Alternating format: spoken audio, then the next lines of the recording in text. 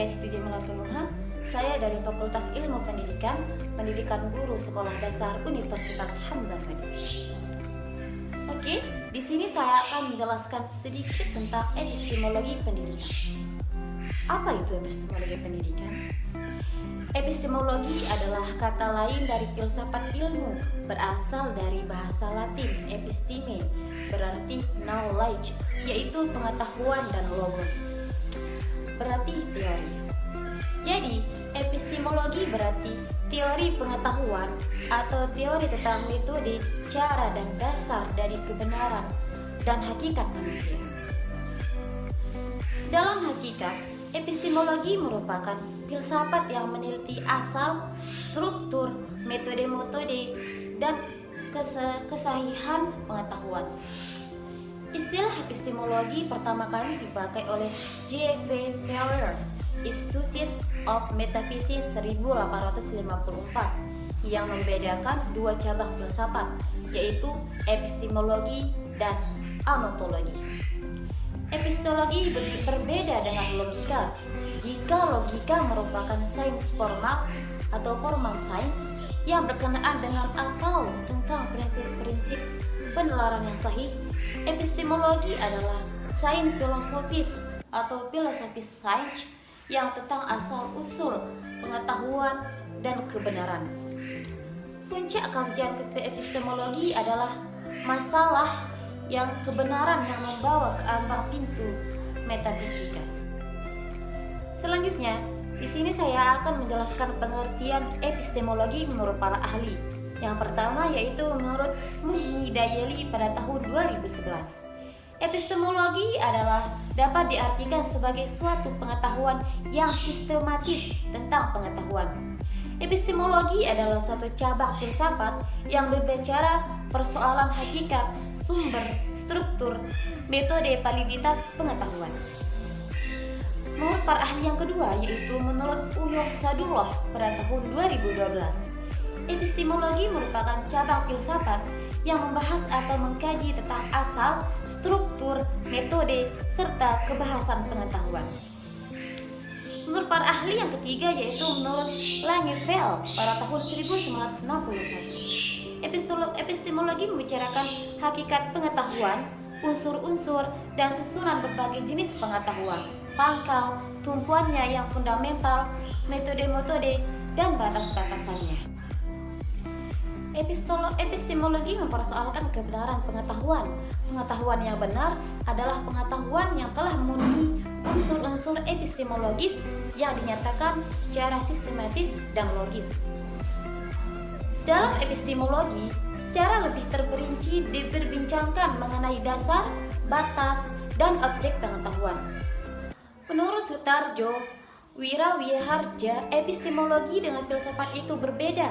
Epistemologi mempersoalkan kebenaran pengetahuan, sedangkan filsafat ilmu secara khusus memperbincangkan ilmu atau ilmu pengetahuan. Berkaitan dengan pemikiran tersebut, terdapat 4 jenis kebenaran yang secara umum telah dikenal oleh banyak orang, yaitu sebagai berikut. Kebenaran yang pertama yaitu kebenaran religius, yang kedua yaitu kebenaran filosofis, yang ketiga yaitu kebenaran estetis, dan yang terakhir itu kebenaran ilmiah. Di sini saya akan menjelaskan kebenaran-kebenaran tersebut. Yang pertama yaitu kebenaran religius. Kebenaran religius yaitu kebenaran yang memenuhi kriteria atau dibangun berdasarkan kaidah-kaidah agama atau keyakinan-keyakinan tertentu, yang disebut juga kebenaran absolut atau kebenaran mutlak yang tidak terbantahkan. Kebenaran ini bersifat religius. Kebenaran yang kedua yaitu kebenaran filosofis. Kebenaran filosofis yaitu kebenaran hasil perenungan dan pemikiran kontemplatif terhadap hakikat sesuatu, meskipun pemikiran intelektual tersebut bersifat subjektif dan relatif, tetapi kontemplatif. Kebenaran yang ketiga yaitu kebenaran estetis. Kebenaran estetis yaitu kebenaran yang berdasarkan penilaian indah atau buruk, serta cita-cita rasa estetis. Artinya, keindahan yang berdasarkan harmoni dalam pengertian luas yang menimbulkan rasa senang, tenang, dan nyaman. Kebenaran yang terakhir yaitu kebenaran ilmiah. Kebenaran ilmiah adalah kebenaran yang ditandai oleh terpenuhinya syarat-syarat ilmiah, terutama menyangkut adanya teori yang menunjang dan sesuai dengan bukti. Kebenaran ilmiah ditunjang oleh rasio dan kebenaran rasional berdasarkan teori yang menunjangnya. Kebenaran ilmiah divalidasi oleh bukti-bukti empiris, yaitu hasil pengukuran objektif di lapangan. Sifat-sifat objektif berlaku umum, dapat diulang melalui eksperimentasi, cenderung amoral, sesuai dengan apa adanya, bukan apa yang seharusnya, yang merupakan ciri ilmu pengetahuan. Selanjutnya yaitu, apakah hubungan epistemologi dengan pendidikan? Hubungan epistemologi dengan pendidikan sangat diperlukan dalam pendidikan, antara lain dalam hubungannya dengan penyusunan dasar kurikulum. Selanjutnya yaitu, bagaimanakah hubungan epistemologi dengan pendidikan?